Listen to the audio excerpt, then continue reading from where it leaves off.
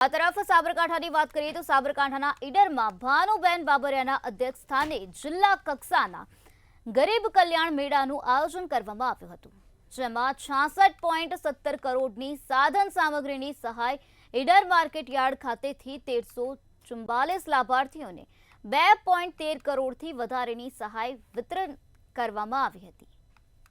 આ સાથે જ આ ગરીબ કલ્યાણ મેળામાં ઈડરના ધારાસભ્ય, પૂર્વ વિધાનસભા અધ્યક્ષ, હિંમતનગરના ધારાસભ્ય, પ્રાંતિજના ધારાસભ્ય ઉપસ્થિત રહ્યા હતા।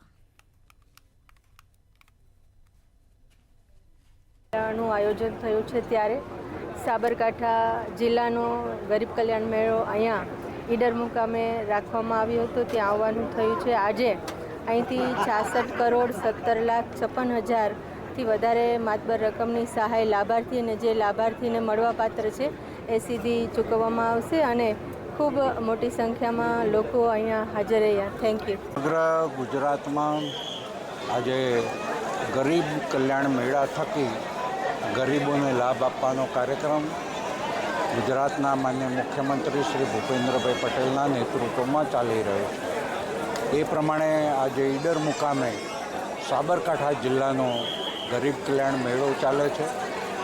આ મેળાની અંદર 66 કરોડ કરતાં વધારે રકમ અને 25,000 કરતાં વધારે લાભાર્થીઓને આજે લાભ મળવાનો છે।